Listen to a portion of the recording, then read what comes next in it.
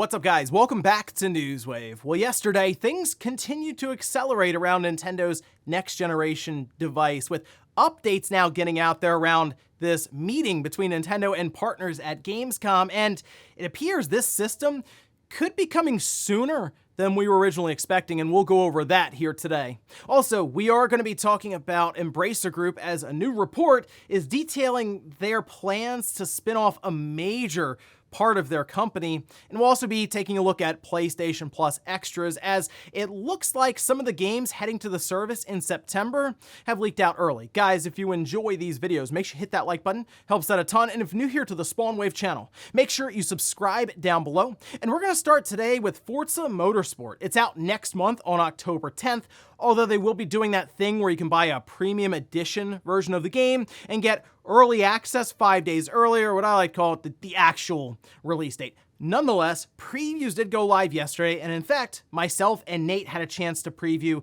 a small slice of the game. We had 3 different cars we could pick from. There was a Mustang, the Subaru STI, and the Civic Type R, and we had like 3 or 4 tracks we could kind of drive around just to test these different cars out and get a feel for the game. And initially, the first thing that obviously strikes you, visually speaking, it looks good. It's a car game. You kind of expect that now, but they've also implemented actual ray tracing for the gameplay itself, not just for replays or anything like that. However, it has been described as a car PG, and that's absolutely correct. If you're driving around the track, each turn it'll grade you, score you, and then give you experience points that then level up that car. So you are leveling this thing up in real time based on your performance around every single bend, and it's pretty cool to see that. And of course, as you level up your car, you unlock different parts and ways to upgrade it further. We went a bit more in depth on some of our experiences with the game over on the Spawncast channel, so make sure you check that out there if you're curious. Also, yesterday, Microsoft announced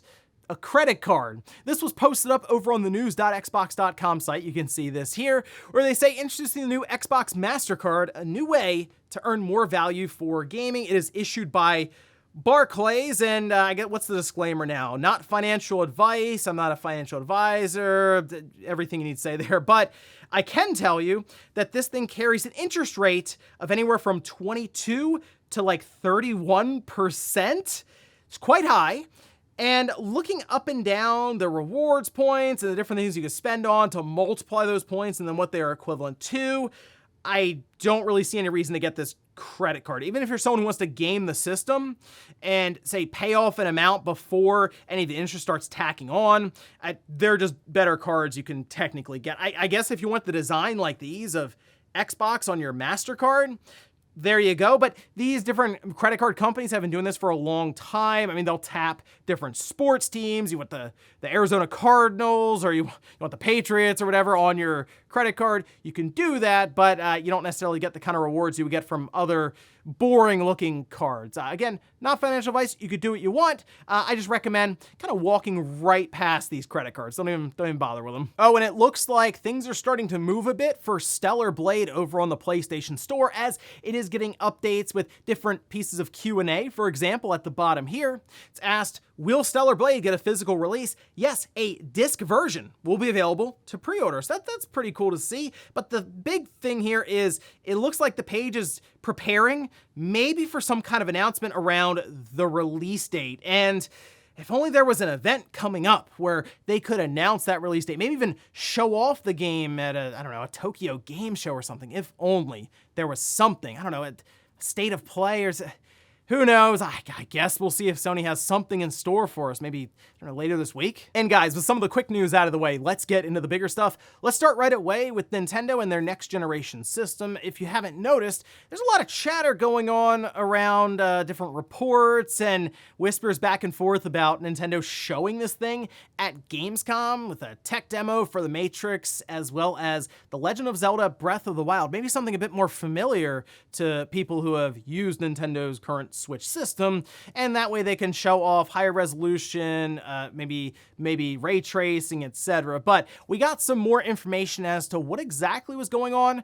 with that tech demo and what the big focus was, and even when Nintendo could launch the system. This was all part of Nate's podcast over on Nate the Hate, which is titled Nintendo Switch 2 Leak, Release and Reveal Timing, Load Times, Full RTX, Here's What We Know, and that's with MVG. I would recommend checking that out. It's about an hour long, but he does go quite in depth on some of these different details here, and a few things I noted. Zelda Breath of the Wild was running at 4K, 60 frames per second with DLSS, that of course being NVIDIA's advanced upscaling technique with AI, and it's really, I'd say, yielded some very impressive results at times in different games, sometimes even being better than native resolution because DLSS will reconstruct different fine details in a picture, or in that case, a scene in the game. Now, the big thing here though, while we have been talking about Breath of the Wild maybe running at 4K, 60 frames per second, ray tracing, what have you, the focus appeared to be on load times, as in they're basically gone, or they're minimalized heavily. So it's kind of like fade out, fade back in. You don't have this point in time where you're staring at maybe a map that they have set up and then you wait for a bar to fill up. That's just gone, which is great because that's one of the big things I notice when I go from the PS5 or the Xbox Series to the Switch. The load times stick out now more than ever as we've gotten more and more used to load times being just about gone with something like the PS5. So that is a very welcome improvement. However, here's where things got interesting. If you go through Nate's podcast, he eventually gets to a point where he's hearing about March 2024, this being brought up as a potential release, a reveal, maybe even a submission deadline for different games, as in, hey, if you're working on a game, we need this in at this time if you say want to release in the first couple of months after the system comes out, or even maybe for launch.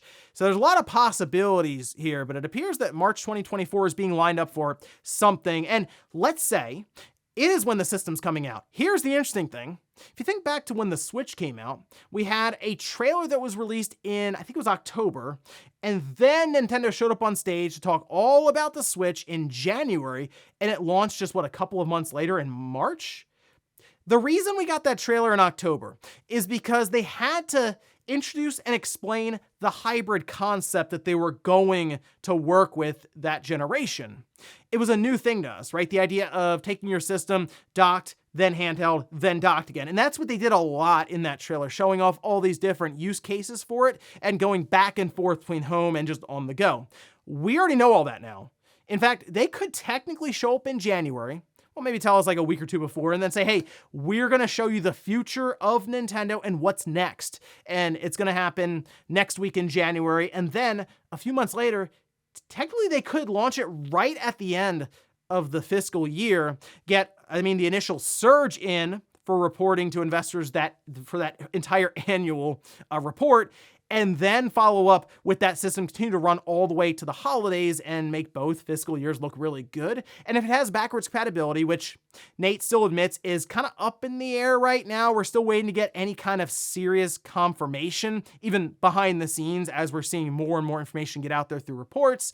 Then, you have a system that can kind of continue the launch of things like Luigi's Mansion, Princess Peach, Metroid Prime 4. So that's kind of where Nintendo's sitting now, and I actually wouldn't mind having a March release. In fact, I'd prefer to have a release outside of the holiday if possible, because when you put a system out during the holiday season, especially in November, that thing's sold out just about all the way through the holidays. Then you get maybe into the following year, February or March, and then you start to be able to get these systems. At least that's how it was before everything happened with like COVID and having to order online specifically, and then the bots took over. But even before that, like a PS3 or an Xbox 360 or the PS4 and the Xbox One, it was months and months after that holiday season before they became available again to just go into a store and buy.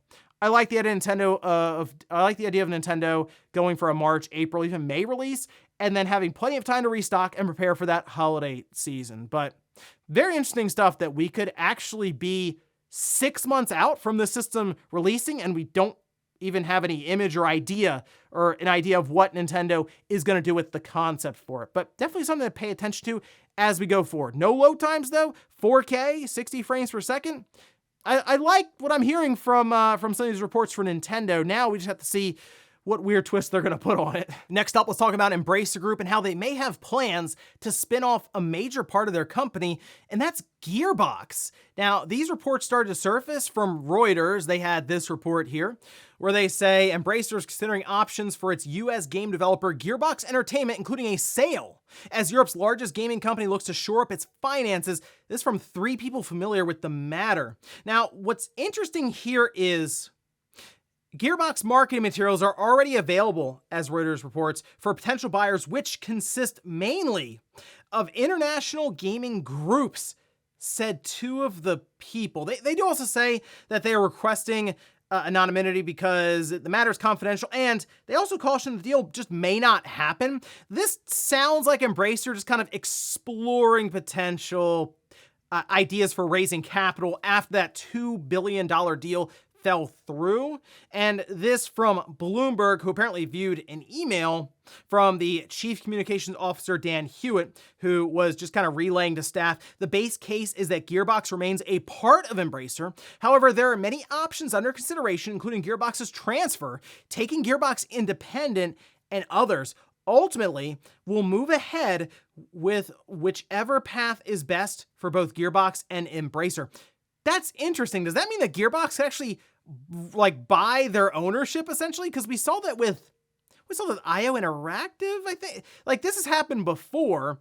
So I wonder if that's kind of what they're describing here. Like, Gearbox could technically buy a majority stake back in them, I guess, and break away somewhat from Embracer. Although Embracer could still have some ownership of Gearbox, or as Reuters is reporting, international buyers.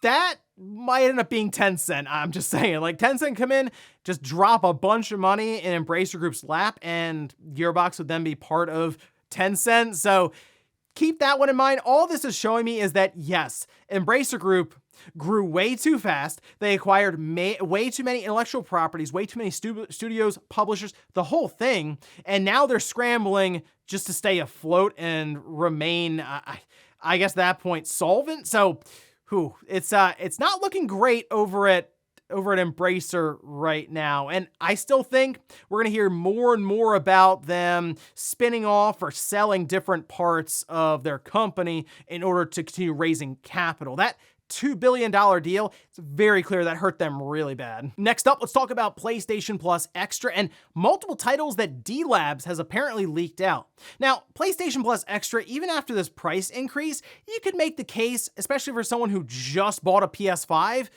that it's worth the money since there are so many games going in and they're just consistently available to download. And in fact, some of these games that were leaked out are actually pretty good. Let's actually go over here to D-Labs. We can take a look. With the number 1 being Near Replicant. That's a pretty good title going in, really. And then Star Ocean: The Divine Force. Okay, not the best game, but still for someone who was maybe curious about it and going in, it's not a bad one to pick. I mean, I was checking out the game, and it's there's some weird things with it, specifically the characters' faces, but otherwise, it's an alright action RPG. One of the better Star Oceans, although it's not saying much with some of their recent outings, I guess. 13 Sentinels, though? Another really good game there to check out. Sid Meier's Civilization 6, not really into the Civ games, but I know they're very popular. Sniper Ghost Warrior Contracts 2, and then Unpacking. Now, they didn't have anything to say here about PlayStation Plus Premium. I really don't have a lot of questions about Extra. I think it's pretty clear-cut what Sony is doing with that as they go along. Just continue to add somewhat current games in and just building up that library. And again, I think that is the tier to get if you just bought a PS5. Premium is the one that I have a lot of questions about because I really haven't seen the effort from Sony, and that's what I would like to see them show up and say, hey, here's actual PS2 games that we've never had on our service before, but we're adding them in because Premium is now $160 per year. Oh, we figured out that PlayStation 3 emulator, they're going to start showing up native maybe next year. Just some reason as to why the price jumped substantially. And I think something like Helldivers 2 going in would at least be a good start to everything. So we'll see. But we are coming up on their official reveal of what's heading to PlayStation Plus Extra and PlayStation Plus Premium. I think we're seeing the big titles here for Extra. Again, Premium is the big question mark, so we'll keep an eye out for that one. And in our last bit of news, let's talk about some interesting breakthroughs when it comes to the PlayStation 5, the modding community, and backwards compatibility. So if you're unaware, we do have games that are just locked at, say, 30 frames per second. And I'm thinking of Bloodborne immediately, as I'm sure you are too, because we're all looking at that game and we know that the PS5 would be able to run it at 60 frames per second at this point. And it's just sitting there. Sony won't do anything with it, but bring in the modders and they get that taken care of right away. And in fact, that has happened, and it's gone a step further than that, as now we're getting closer to 120 frames per second. We can see this posted up by Illusion. It says 120 FPS in PS4 games on hacked PS5 is now possible. So from what I understand, they've basically lifted that frame cap completely. It's just uncapped, and they're seeing things like Gravity Rush 2 get over 100 frames per second. Bloodborne at 720p, getting 113 frames per second. Now, there's a bit of an issue here. The frame time is all over the place, so that's something they'd have to work on. I guess maybe VRR being implemented or something could help. But this should not surprise anyone, I think, that the PS5 could do this with these games. It's just, I'm not really sure what the deal is. Sony, and I don't know, just not really looking at it and saying, you know, we could push frame rates up, we could uncap these things. There's a lot they can do, but they just don't seem that interested in it, which Bloodborne is the biggest head scratcher. You could say Gravity Rush, you know what? That didn't sell really well. There's not a ton of interest necessarily. People aren't online yelling about Gravity Rush like they are with Bloodborne. But like Bloodborne it seems like a slam dunk, easy one to do, unless there's stuff in the background that we don't know about, whether it's something with the rights holding or what have you. I'm not sure. But yeah, at this point, it seems odd more than anything that Bloodborne doesn't even have its frame cap just lifted. Just uncap it, put it out there, and let, again, the modders deal with it. But I guess they technically have here. It's just modding a PS5. You got to go through, I'd say, quite a number of things, and obviously you can't necessarily have it, I guess, updated to the latest. Although I haven't looked into the PS5 modding scene as much recently, but maybe I should at this point, because Bloodborne at 100 some odd frames per second on a PS5, that'd be something to see. And before we go to the comment of the day, we're taking a look at the poll that I posted up yesterday. We're asked if Nintendo sold a $60 deluxe edition of Zelda Breath of the Wild or Tears of the Kingdom at 4K 60 FPS, ray tracing, no load times, etc. for the next generation system, would you buy it? Look at this, 56% said yes. 44% said no. This is where Nintendo is taking the notes. Like, oh, okay, cool. We got Breath of the Wild Deluxe Edition. We got a Tears of the Kingdom Deluxe Edition. They're 4K 60. They look great with ray tracing, no load times, and they're each $60. And I mean, they'd probably sell, let's be real, especially if you're someone who just picked up the brand new Nintendo system and you want something to put it through its paces with. Zelda, it makes a lot of sense to throw in there and check out. The art style is still obviously really good, especially with Breath of the Wild. I think that's held up really well, considering it's still technically being used with Tears of the Kingdom, but having a game like that, as expansive as Tears of the Kingdom, getting that kind of treatment would be pretty impressive. And yeah, I'd probably pick it up too, just to see how it looks on the new device. But I wouldn't rule that out for Nintendo. While I'd like to see them just have backwards compatibility and then have patches for their next system as updating with 4K 60. Can't really put it past Nintendo to make a version specifically for it and then charge full price. And we'll finish up with the comment of the day, as you're seeing here. This is from Adam, who says, Pokemon Scarlet and Violet DLC Part 1, the Teal Mask, releases this Wednesday. So the direct will happen September 28th. Well, I mean, that is a Thursday. Although, hey, you know what? If Teal Mask comes out on this Wednesday, it'd be this Thursday then, right? They just do it the day after they put the Pokemon DLC out. And you know what? Why not? Sony, they could just go ahead and have their State of Play on Thursday as well. We'll just have a direct and a State of Play. And you know what? They'll announce it an hour after Newswave goes up. Let's just do all of that right now. Get that out of the way. It's, what a week that would be. And ladies and gentlemen, that's going to do it here for Newswave. If you enjoyed this video, guys, hit that like button. If not, hit the dislike. Leave comments down below, but everything we talked about here today was all the talk around the Switch 2. Do you like the idea of them eliminating load times, maybe coming up with a version of Zelda at 4K 60 with DLSS? And what about a potential March release. Do you think Nintendo would try to pull that one off? And then also, what about Embracer Group? Definitely having some issues and even thinking about selling off Gearbox. And PlayStation Plus, specifically Premium, what would you like to see Sony include to try to make up for that big price increase? Thanks guys for watching, and I'll see you next time.